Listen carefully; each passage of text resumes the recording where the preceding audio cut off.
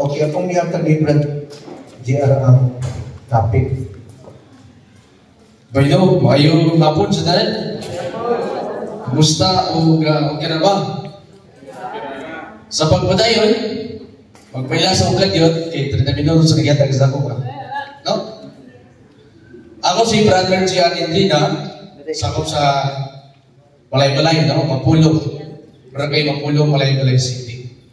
O niya, ang tinod na kong pangalan, Celestino, pitulim na ako, Balabag, Aprito, Indina. Junior pa yun. Ano yung Balabag na rin? Uy, pag-Indina natin. Ha? Balabag? Ay, namay ka itong Balabag raw yun siya. Oo. Nato yung magkagad na, ginto na yung ginto na rin. Yan, so, Eric, kumusta na ko? Sige. So, muna, no? Si Brother CR, Katoliko, siya na tao mo Katoliko, o niya, apprentice, ako papaalakad, ako mamakatikista. O niya, nahulog na ako ang puli ni Papa, wala lang ito, naman dito sa langit. O niya, takong kalimay ko ito niya karapa, ulo siya resipti. Nagtuko siya na alakad na resipti niya. Pero, nakakik yung lang reliyon. Una, INC. Namay, nagunda kong sila sa una, niya, naman sila yung ALS. Pag inumalat nila ang ALS. O niya, masimba mo dito. O niya, tugtinan na yun. O dito nga, ganito po dito, ako ko nito ngayon, nagsubaki ang ilang Kristo, tao. Niya, sa pila ng Japon, ang lamay yung mga panahon, nakahimaman ito pag-baptis. Niya, ang ilan nito tudlo, magtuulang, luwas na. Dali na luwas dito. So, wala ko po ng dugay dito, kay meaning dili upit sa kuha, ilang pagtulunan. Dayon, niya mo ang panahon niya, nag-Pentecostal na po, Brother James, asa na napaingon. Pentecostal, grasya, no? Sola, gratias, maluwas ka sa grasya. No?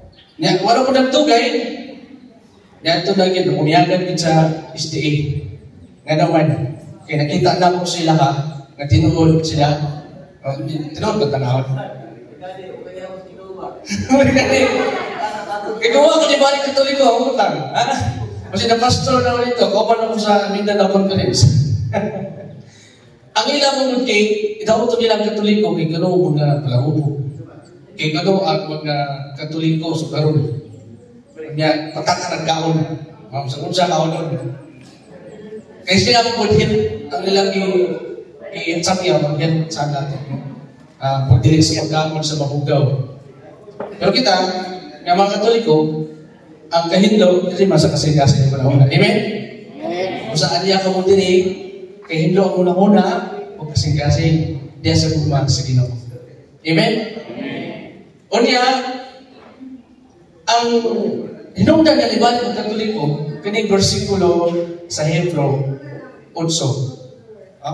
At chapter 8, verse 2. Ang itubod o simbahan, ang itubod sa Ginoo, din sila. Nang tana ko sila, daghan mo rin founder ng SDA. Mga Amerikano, sa Amerikano, nila Joy. So, pipi. O ito nga, discover na ko, ang tanang religion yun, ito ko nagtao, pipi.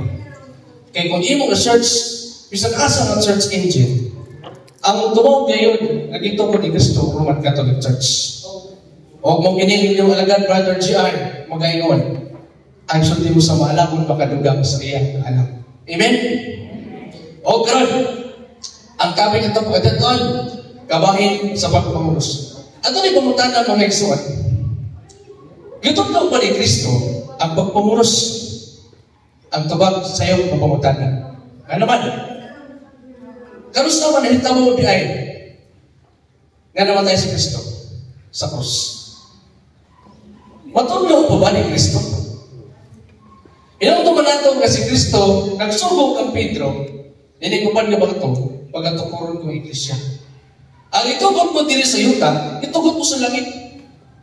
Unya, si San Pedro usa sa church father. Di ba? Santo Papa. Kaya ang church father, dito biyanan man, sa pagtugod o pagdili. Huwag pasabot kung imo ilan sa paghuna-huna. Gitutlo, ni San Pedro, ang kabalaan sa krus. So, manguros kita. Tungod kay matagpa sa unang Korinto 1:18. Ang kamatayon sa krus binuang alang atong nangalagkat. Awan ka natong nangaluwas gahom ini sa Diyos. Amen? Amen. So, nakita ng baton sa kabalaan sa krus. Muna kung mag-krus kita, hatagan din na itong meaning. Ang brastar sa kamot, tulo sa babaw. Tulo, then what's the meaning? We have one God in three distinct persons. Father, Son, and Holy Spirit. Kung ganito ba, the two natures of Jesus, God and human. Muna, kung mangunos kita, butang na ito, agtag kay ang amahan, ang tagiya sa tanan, o ang anak ang tuyok sa kaluwasan, na nahimugso pinagin ng Maria, ang anak sa Diyos. O ang Espiritu Santo, na magawan ka nato, antod sa katapusan. Kung unang iingon, gamayin niyo ang kalinaw, o kung mag-uban ka ninyo, antod sa katapusan sa panahon. So, tataw, tinaw na, kung natunay, mangutana, makatubag ka kamo. Unsa kayo nung manungdanon ang krus sa atong pinahuli. So, atong sundan. Ang timaan sa krus, o sa kaminungdanon nga ligo sa Kristiyanismo, ilabina sa Katolikong simbahan, puno sa kahulugan o tradisyon. Ang kahulugan ini, nga sa kamatayan ni Kristo, nga dunay gahom. Eskutan nato na niya. So now, ang sign of the cross is the gesture that originated in the early Christianity and is used to bless people. Object or oneself. It is one of the most common prayers in the Catholic Church. Kung sa doon, to bless people. Kamantay mo ni Father Norman. Mag-bless siya sa sakyanan. Di ba, object? Mag-bless siya ang mga sacramentals, mga sariyuhan. I-bless niya ang object. Kasi yun sa niya pag-bless. In the name of the Father, of the Son, and of the Holy Spirit. Amen. Kung sa Latin, in the name of the Father, the Spirit, and the Spirit of Sancti. Amen. So, i-bless niya ang object. Ngayon, oneself. Ganang mag-krus ka. Murado tao nag-short prayer. It's the blessing. Self-blessing. Father, Son, Holy Spirit. Ikaw mismo. Nga nang uros. Ang buka siya. Nga naman. Minsan kitawag mo. Ang Ginoo. Amen? Muna siya. Ang pinaka-importante na itong masabtan kabahin sa krus. Kung gigamit siya common prayer, di ba? Sa Romano Katoliko. Bantayin ninyo, nga doon na ba yung Orthodox, magurus gyapon, pero baliktad. Kung ato pagsugod sa Holy Spirit, there's wala. Ang ilan dito. Baliktad siya. Kunya, sunod, ang mga sugutan, kining history of how we using the sign of the cross. Earliest century of Christianity, the sign of the cross was in use in the earliest century of Christianity. Sa unang siglo po di ay, nagsugod na gini Christianity na naggamit ng krus. Panahon, uman sa pagkamatay ni Kristo, nagdunay mga sumusunod ng mga alagad ni Kristo nga nagtudlo sa pagpanguros kung saan nagini sila San Pedro o sumusunod ng mga Santo Papa, Church Father. So, muna. Sunod, in the 3rd century, in the year of the Lord, 201, the apostolic tradition, the 3rd century Church directed the use of sign of the cross during baptism, before prayer, and in times of temptation. Kung sa kuno, panahon sa kunya gigamit ang form of sign of the cross. Bunyagan, yapo na pulo, maglitok sa ngalan sa manang sa Espiritu Santo. Kitang tanan nakadawat ka na. Amen? Muna ang nakadawat kita sa kaninto sa baptism, pinagi sa cross. Before prayer, so wala ka magampo o suman magampo. Kaya lagi, ang kaning pagpamuros, it's a form of prayer. Basically. It's a form of prayer. Temptation. Kung na mga kita na na-discuss yan, pamuros, magpasabot, nga para mo palayo ang datan, is ganito. O mo palayo ang mga tentasyon. Dayon, sa tuwing, in the year of the Lord, 210 hanggang sa 258, Saint Cyprian and other early church fathers used the sign of the cross. Muna, nagigamit sa mga church father, kining cross, magitudlo sa membro, magitudlo sa Kristo. Dahil sa tuwing 155, ngayon sa 220, Tertullian write the Christian made the sign of the cross on their foreheads in the aspect of daily life. Sa tanang tibok nato ginabuhi gamito nato patod pa kini sign of the cross. Kay kini nagapahinundo sa kinabuhi kamatayon ug pagkabanhaw ni Kristo. O ito ang mga history up to the karon nagamit kita sa kitawag na ito, cross. O saan importante kini pagpamuros? Una, the sign of the cross marks Christian as belong to Christ. Tiyaw mo na ba son? Kung mamuros din kita, nagigamit kita ng Kristo. Belong to Christ.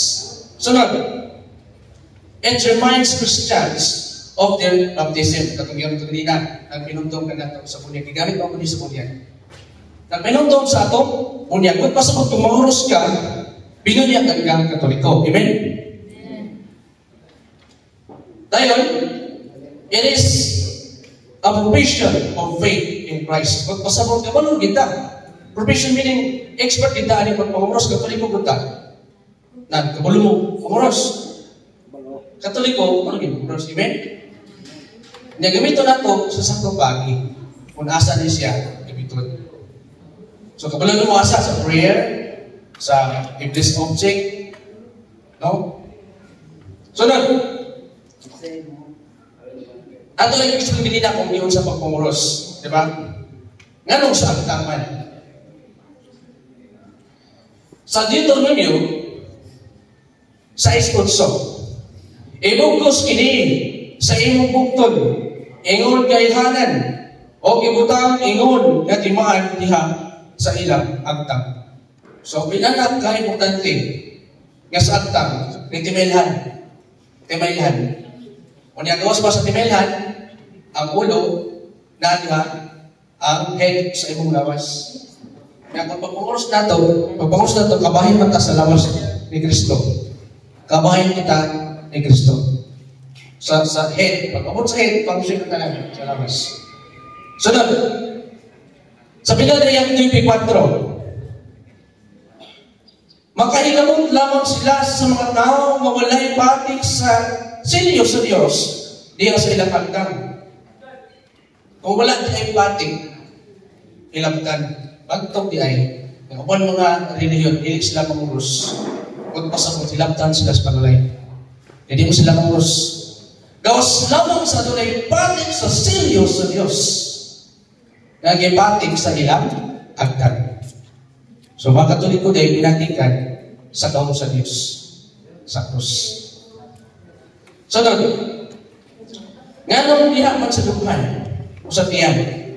Deuteronomio 6:5. Higugma ang Diyos. Higugma ang Ginoo nga imong Diyos. Sa tipo ninyong kasing-kasing ngalang pusog. Unay, magpasabot niya ng Diyos sa tiyan. Doon ba siya sa lukman? Magpasabot, agungma sa Diyos. Ato pa yung mga nagtulog ng Kristo.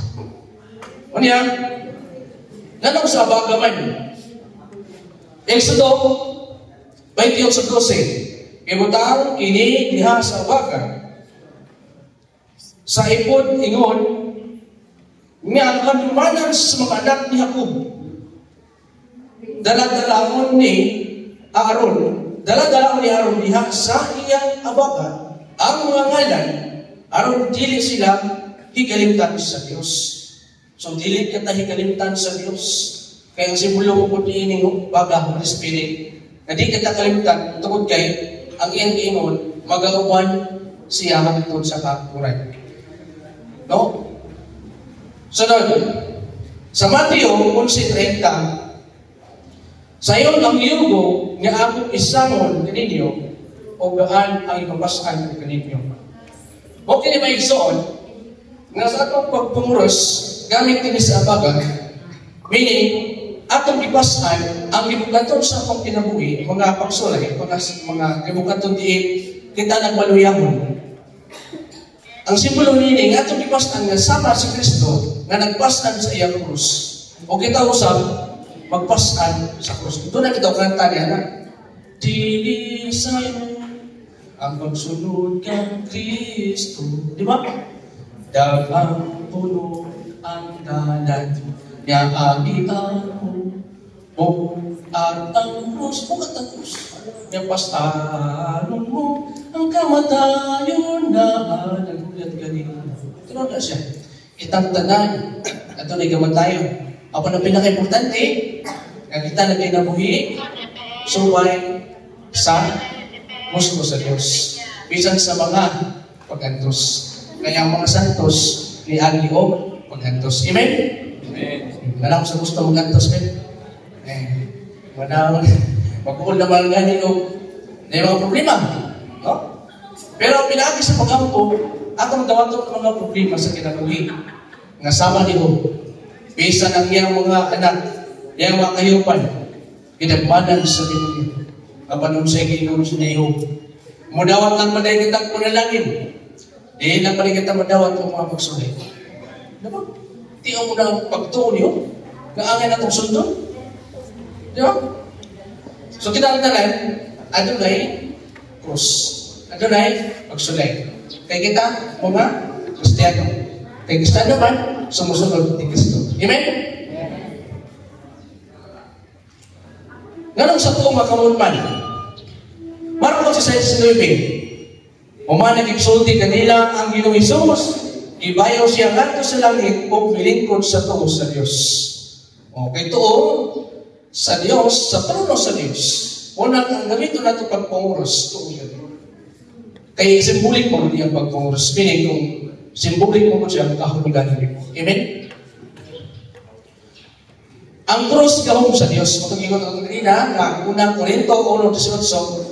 Binuang alang kanila ang krus, apan alang kanako nga giluwas gawong sa kini sa Dios.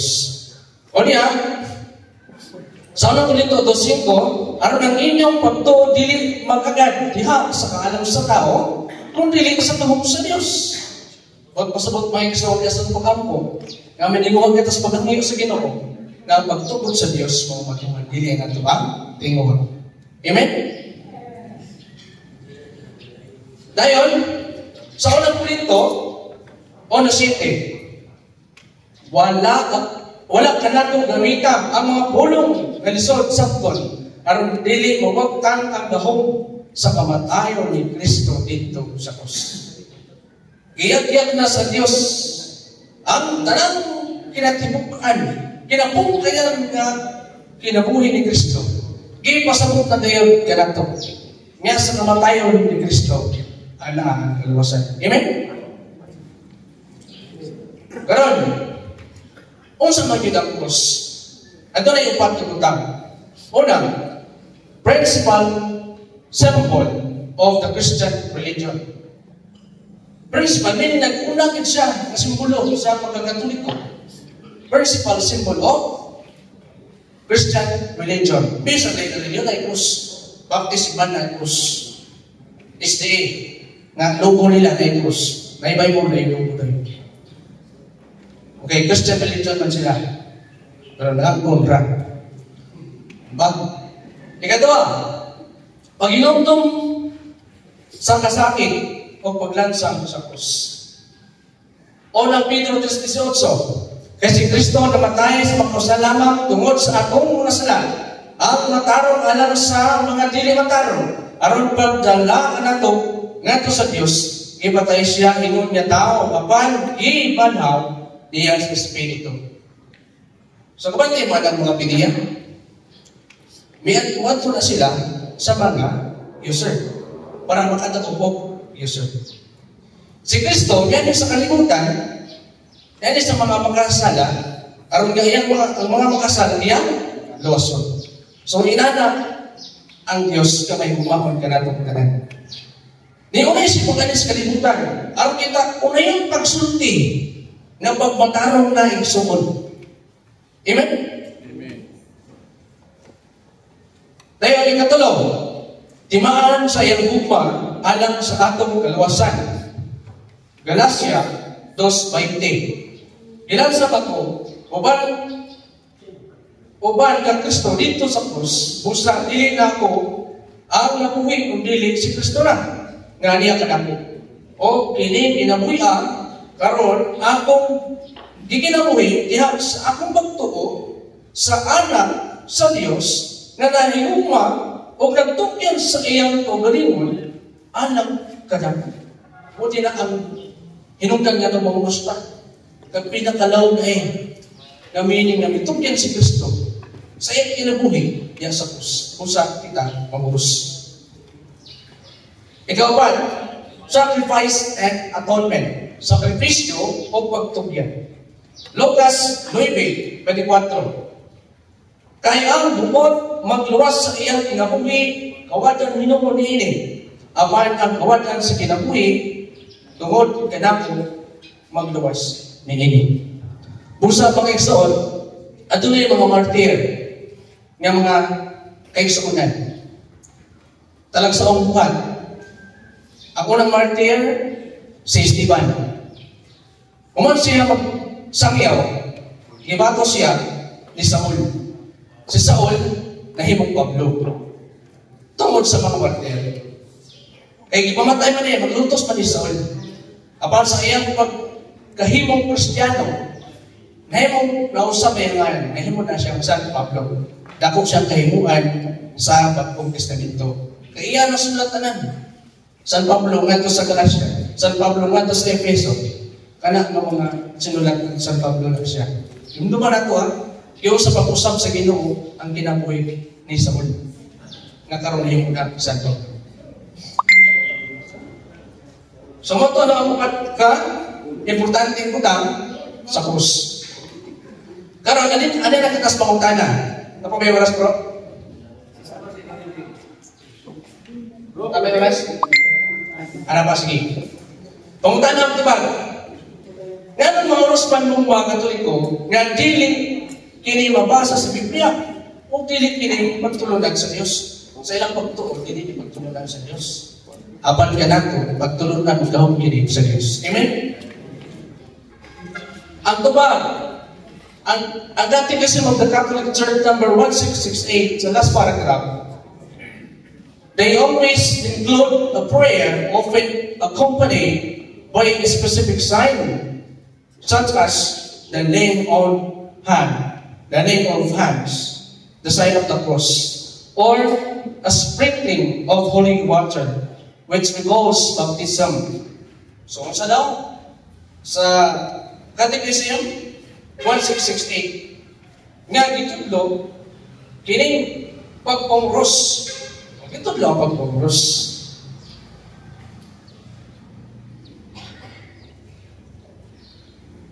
Sa Ezekiel